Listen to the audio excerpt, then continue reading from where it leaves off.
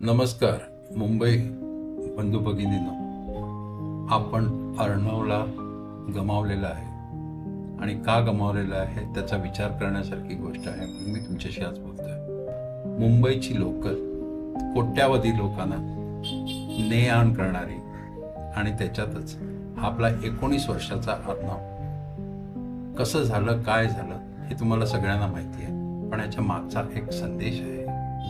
हे जे लोक आपण पाळलेले आहेत, गुंड आहेत, ज्यांना आपण सांगितलेलं आहे की काही विचार करायची काही गरज नाही, जेव्हा तुमच्या मनात येईल तेव्हा तुम्ही जसं वाटेल तसं कोणालाही ठोका. आणि आज आपलाच एक मुलगा ठोकला गेला आहे. फर्स्ट क्लासचा त्याचा पास संपला होता, बिचारा सेकंड क्लासने चालला होता. गर्दीची सवय नाही, कानात इयरफोन घालून नेहमीसारखा कॉलेजचा असतो मुलगा गेला तो.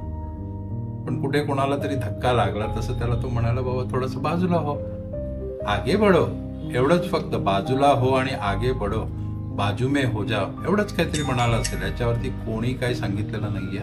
पण जे कोणी सांगते ते असंच म्हणते की त्याने फक्त सांगितलं. ज्याला लागला धक्का त्यांनी नाही, पण दुसऱ्याने त्यांना विचारलं की का रे बाबा मराठीत नाही बोलू शकत?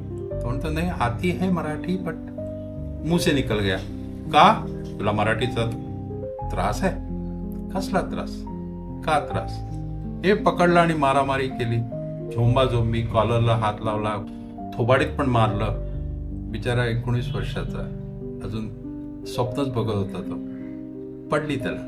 बिचारा ठाण्याला उतरला आणि झालं त्याचं काम. कॉलेजला न जाता वाटतं त्यांनी वडिलांना फोन केला आणि म्हणाला, बाबा असं असं झालेलं आहे. आता ह्याच्या पुढची गोष्ट काय झालं, काही नाही. वडील म्हणाले की बाबा काय विचार जास्ती करू नकोस तू, नो प्रॉब्लेम, आपण पोलिसात कंप्लेंट देऊया. तेवढ्यावरती झालं. वडील 9 वाजता गेले, बघतात तर लटकलेला आहे फॅनला. आत्महत्या केली त्याने. 1 सीट, काही इंच जागा, 2 शब्द आणि त्याच्यामुळे प्राण गेला. कारण कुणी उभं राहिलं नाही आणि गर्दी डझनभर लोक आजूबाजूला, पण कोणीही त्याच्यावरती काही केलं नाही. सगळ्यांनी बघ्याची भूमिका घेतली. मुलगा आहे, लहान आहे, कुठचा बाहेर गावचा आहे, काही कोणी बघितलं नाही. सगळेजण बघत राहिले. आता कोणी व्हिडिओ काढला असेल तर आपल्याला अजून माहिती नाहीये, पण ते सगळं निघेल. पण शेवट काय झाला? मुलाचा अंत आपल्यापैकीच. आणि असं होतच राहणार. एकदा तुम्हाला माहिती आहे, हिलरी क्लिंटन पाकिस्तानमध्ये त्यांच्याबद्दल बोलली होती की अरे तुम्ही साप जेव्हा ठेवता तुमच्याकडे, ते लोकांना चावण्याकरता ठेवता, पण ते स्वतःला चावले तर यू कांट ब्लेम देम.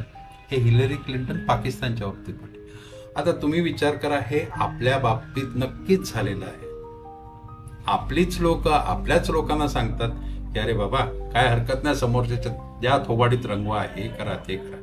पण आपली जेव्हा वळू गुंडगिरी करतात तेव्हा त्यांना लक्षात येत नाही आपली कोण, बाहेरची कोण. आणि हे होणारच, हे चालतच राहील. काय केलं तर थोबाडीत द्या, मुस्काटात द्या वगैरे, ही जी भाषा आपल्याकडे चालते, तुमचे राजकारणी असो, तुमचे पुढारी असो, ही भाषा जोपर्यंत चालत राहील, मराठी माणसाला वाटत राहील की आपण फक्त गुंडागर्दी करता चाललेलो आहोत. कारण का ते बघतात या पक्षाचे, त्या पक्षाचे किंवा आणखीन कोणी पुढारी पण तेच करतात. कोणी जाऊन सचिवालयात कोणाच्या थोबाडीत मारतात. This has become the in thing nowadays. कोणाचं? मराठी मुलांचं. आणि ह्याच्यात त्रास होणार तुम्हाला, मला, आपल्या सगळ्यांना त्रास होणार. आणि हे समजायला पाहिजे. परवाच्या दिवशी वाघबाई बोलल्या, किती व्यवस्थित बोलल्या त्या म्हणाले हे जे काही झालं असेल त्या कुठच्या पक्षाच्या त्याला काही अर्थ नाही, पण त्या बोलल्या. त्या म्हणाल्या की हे जे होते चुकीचं आहे आणि ह्याच्याकरता तुम्ही ज्याला खतपाणी घालणार ते सुद्धा भयंकर चुकीचं आहे, व्हायला नको. तुम्हाला काय वाटते? अर्णव गेला, एक मुलगा, एक भविष्य, एक कुटुंब. त्या कुटुंबाने त्याला शिव्या कशा द्यायच्या तेही दाखवलं नाही. त्याचे वडील पण अगदी संयमी बोलणे, आई पण तेच, व्यवस्थित संस्कार असलेला हा मुलगा. काय राहिलं? स्वप्न गेली, सगळी स्वप्न. संपूर्ण समाज बघतच राहतो. आपण दोष फक्त त्या गुंडांना देऊ शकत नाही, कारण त्यांनी जे केलं ते त्यांना शिकवलं गेलं. हिंसा म्हणजे ताकद, दबाव म्हणजे ओळख, दुसऱ्याला घाबरवणं म्हणजे पुरुषार्थ ही विचारसरणी हेच खरं अपराधी आहे. आणि आपण प्रेक्षक, मूक प्रेक्षक. जोपर्यंत इतरांवर होते तोपर्यंत ठीक, तेच उद्या आपल्यावर आलं, आपल्या मुलांवर आलं, कुठे बघणार आहोत आपण? पुढच्या वेळी अन्याय दिसेल आपण मध्ये पडू, पुढच्या वेळी हिंसा पाहू, आपण माणुसकी निवडू.